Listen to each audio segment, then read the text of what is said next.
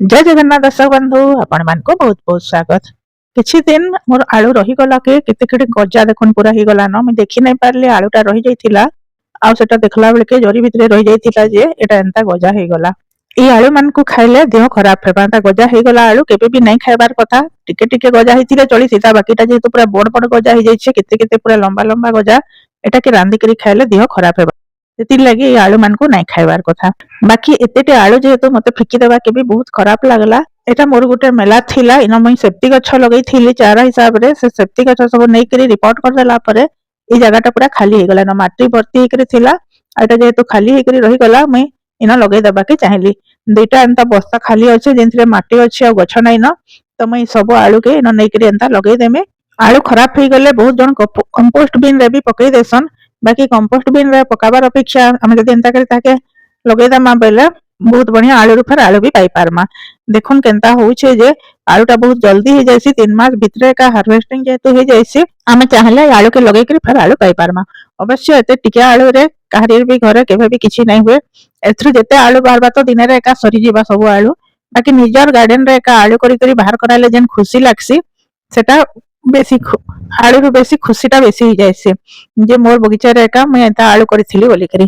तो सेति लागि हमको आलू के नै फिकी करी जागा जदी खाली अच्छे तो एंता आलू लगई देले आमे 10-12 टा आलू रो जेंता करी हेले तो 2 केजी रा जेते आलू लईछे 2-3 केजी आलू बाहरबा लेखे तो लागुचे। बाकी बाहरला परे ही जणा पड़बा जे एथरो केते आलूटा बाहरला। आलू सब लगई देला परे तार ऊपर मैं माटी घोड़ई देली। एटा मोर सादा माटी का एते किछि भी कंपोस्ट मैं इथरे नै दे। जेते बेले आलू रो गछ माने बाहरी पड़बा तार गजारू जेते बेले पूरा गछ बाहरी पड़बा सेते बेले जाईकरी आमे इथरे कंपोस्ट देमा। माटी सब घोड़ई देला परे इथरे पानी दे देमा। पानीटा एतकी जमा जेंता माटी पूरा भिजी जिबा आ फर्स्ट पानी दे साइला परे सेकंड टाइम बेसी पानी नै दो काकरे आलू रे बेसी पानी नै लागे। मिनिमम 7 दिन परे ही पानी देबार कथा।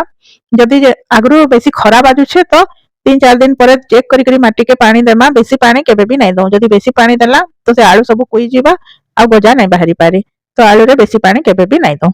आजी लगाबारटा 7 दिन हे गला देखो इथरे पूरा केते गजारू पूरा पत्र माने बाहरी बारटा स्टार्ट हे गला न 7 दिन भितरे एका सब आलू रो पत्र बाहरी आइला न आउ 2 बस्ता रो एका बाहरी आइला न पिंक बस्ता रो भी आउ व्हाइट बस्ता रो भी 2 जगह रो एका आलू रो सब पूरा पत्र माने बाहरी बारटा दिसी गला न आलू टिके दिसी जाउछे। बाकी मैं इतरे माटी हेदे नै दिया आमे चाहले जेते बेले आउ 7 दिन परे कंपोस्ट देमा गछ आउ टिके बढ़ी गला परे आमे इथरे जेते बेले कंपोस्ट देमा एटा आपे एका ढापी हे जिबा तो हेदे मैं आउ किछि भी नै दिया।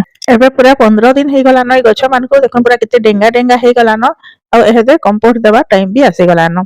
तो मिथरे एटा मोर किचन कंपोस्ट जेंटा मैं करिथिली निजे एका तो से कंपोस्ट में एटा दउछे। आलूटा जेहेतु 3 मास भितरे एका हार्वेस्टिंग हे जायसी प्रति मास रे थरे थरे हमको देबा के पड़बा। हमको सब बेले कंपोस्ट इथरे देबा के नै पड़े बाकी मास को घाय इथरे देबा के ही पड़बा तार परे 3 मास परे हम एटा हार्वेस्टिंग करबा। जेते बेले इथरो फेर आलू बाहर करामे मैं आपण मानकर संगे वीडियो शेयर करमे। आपण मानकर भी जदी आलू खराब हे जाउछे एंता हिसाब रे लगई करी सेथरो आलू पाउन आलू रो बेसी तो खुशी ही पाउन।